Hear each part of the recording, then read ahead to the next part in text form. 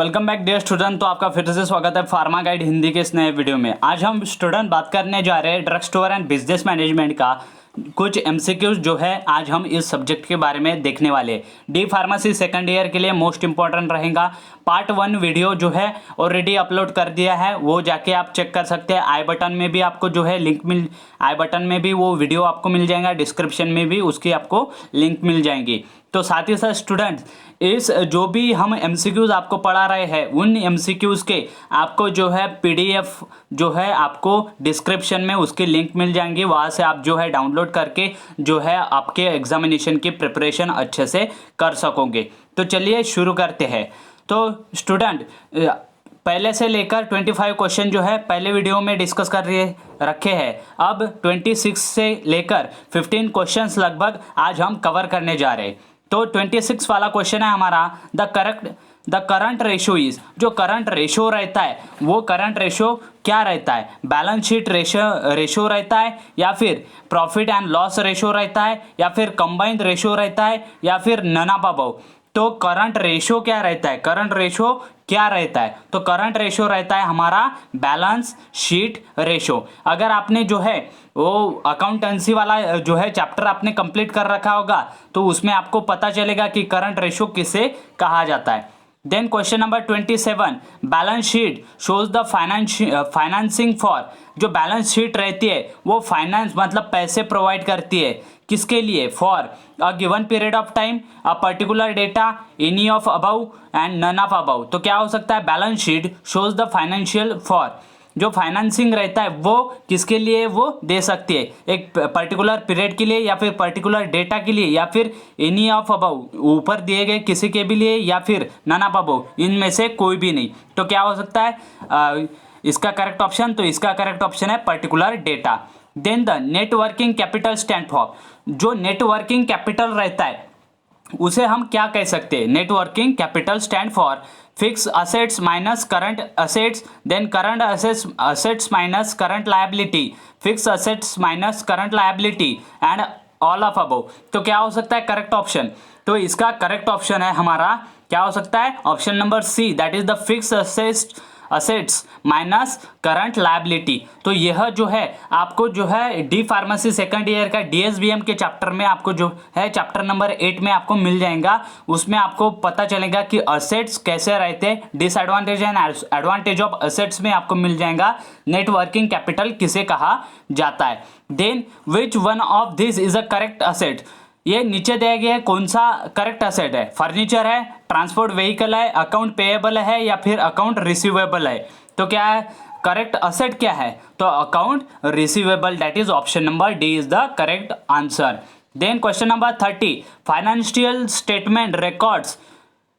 Option A qualitative factor, then quantitative factor, money transaction, all of above. तो क्या हो सकता है question number 30 financial statement record. जो फाइनेंशियल स्टेटमेंट रहता है उसमें क्या रहता है?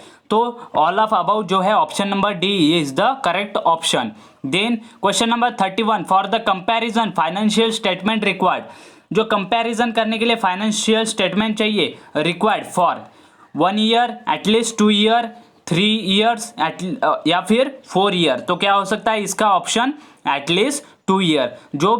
जो आप अगर कंपैरिजन करोगे तो दो चीज जो है वो मिनिमम चाहिए आपको अगर आप कंपैरिजन करना चाहते हो। तो at least 2 year, financial statement required at least 2 year. Then question number 32, the fund flow statement in the terms of fund means. तो फंड फ्लो स्टेटमेंट में फंड किसे कहा जाता है? तो देखते हैं ऑप्शन। यहाँ पर ऑप्शन है उसका cash, current liabilities, then current liabilities and current assets. तो क्या हो सकता है इसका correct option? Option number B और सी जो है वो एक ही ऑप्शन है। Then option number A cash और option number D current liability and current assets. तो क्या हो सकता है इसका करेक्ट ऑप्शन? तो करेक्ट ऑप्शन है इसका question option number D, that is the current liability and current assets. तो fund means current liability and current assets. Then question number 33, the statement generally include in the financial record are। जो statement financial record में generally include किया जाता है उस statement को क्या कहा जाता है? इनकम स्टेटमेंट, बैलेंस शीट, या फिर income statement and balance sheet, या फिर कैश ट्रांजैक्शन। तो क्या कहा जाता है उसे कहा जाता है option number C, that is income statement and balance sheet. The statement generally include the financial record are known as income statement and balance sheet. Then question number 34, direct expenses concern with the business are transfer to. जो direct expenses, जो direct का खर्चा रहता है वो concern रहता है business से और आर ट्रांसफर टू, ट्रांसफर किया जाता है कहाँ पे? बैलेंस शीट में, ट्रायल बैलेंस में, या फिर ट्रेडिंग अकाउंट में, या फिर प्रॉफिट एंड लॉस अकाउंट में। तो किसमें कहा जाता है? वो ट्रेडिंग अकाउंट में। ट्रेडिंग अकाउंट में क्यों? क्योंकि यह जो है बिजनेसमैन अपना जो भी बिजनेस रहता है उसके एडवर्टाइजमेंट के लिए या फिर बिजनेस के रिलेटेड कुछ जो भी क्या रहते हैं उनकी व्यवहार रहते हैं उसके रिलेटेड जो है एक्सपेंसेस यहाँ पर जो है करता है। Then question number 35, indirect expenses relating of businessman are transfer to. जो इनडायरेक्ट एक्सपेंसेस रहते हैं बिजनेसमैन के रिलेटेड वो ट्रांसफर किए जाते हैं कहाँ पर? ट्रेडिंग अकाउंट में, या फिर प्रॉफिट एंड लॉस अकाउंट में, या फिर जनरल प्रॉफर में, या फिर बैलेंस शीट में। तो कहाँ पर ट्रांसफर किए जाते हैं? वो जो भी इनडायरेक्ट एक्सपेंसेस रहते हैं वो ट्रांसफर किए जाते हैं प्रॉफिट एंड लॉस अकाउंट में, ऑप्शन नंबर बी।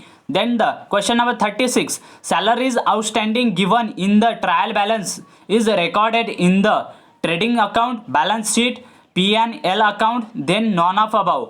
तो सैलरीज जो salaries outstanding given in the trial balance में जो सैलरी दी जाती है वो कहाँ पर रिकॉर्ड की जाती है?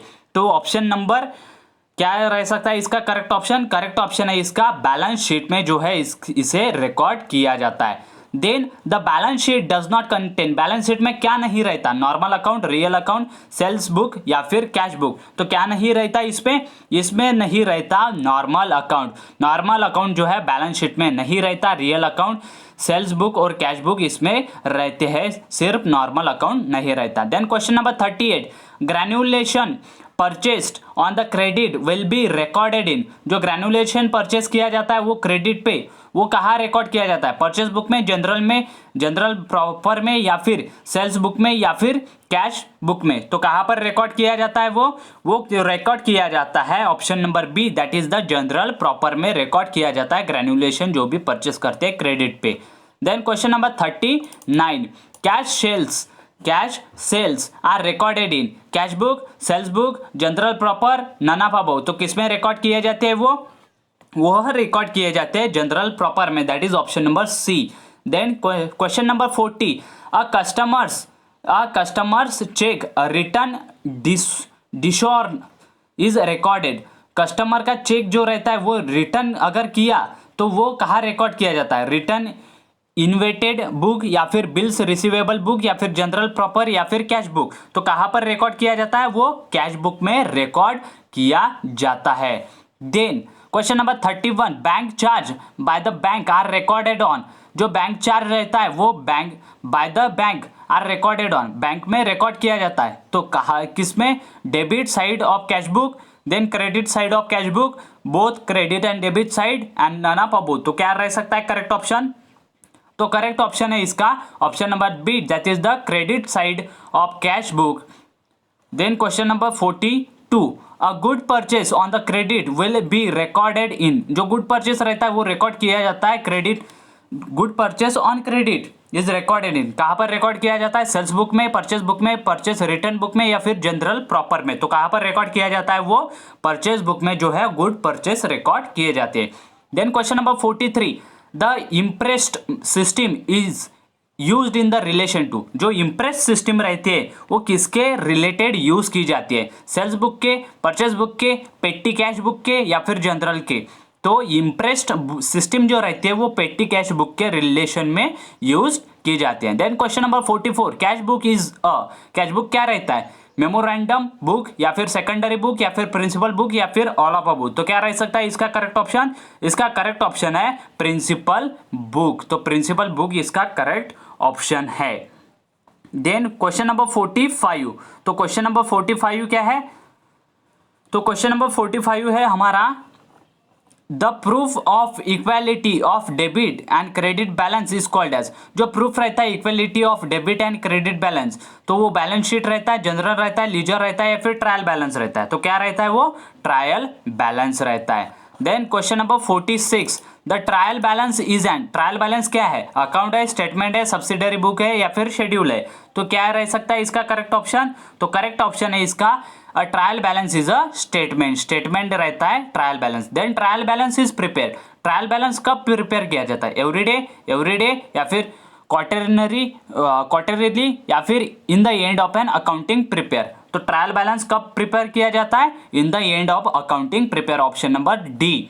Then question number 48, trial balance help in the preparing. Trial balance किसके प्रिपेयरिंग में मदद करता है?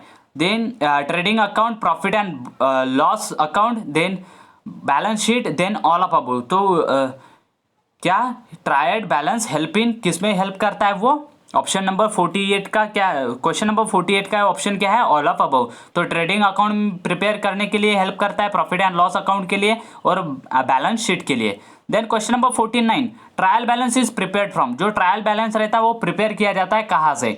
जनरल, लीजर या फिर कैश बुक या फिर सब्सिडरी बुक्स। तो कहाँ से जो है ये किया जाता है? यह किया जाता है trial balance is prepare from journal से लीजर से इसे प्रिपेयर किया जाता है। Then question number 50, that is the last but not the least, the ledger of business is a principal book, subsidiary book, memorandum book या फिर book of original entry. तो ledger क्या है? बिजनेस के रिलेटेड ये एक प्रिंसिपल बुक है। तो जो है 50 क्वेश्चन अब हमने देख लिए और अभी मैंने कहा it is the last but not the least. आने वाले अगले वीडियो में जो है 51 से लेकर 75 क्वेश्चंस जो है हम करेंगे। तो इसी तरीके से हमारे साथ बने रहिए, वीडियो को लाइक कीजिए, चैनल को सब्सक्राइब कीजिए और साथ ही साथ वहाँ पर जो भी प्रेस घंटी दी हुई है उसे ज़रूर प्रेस कीजिएगा ताकि आने वाली अगली वीडियो की नोटिफिकेशन आप तक जल्द से जल्द पहुँच सके और आप जो है अच्छे से प्रिपरेशन कर सकें। Thank you very much for watching video and best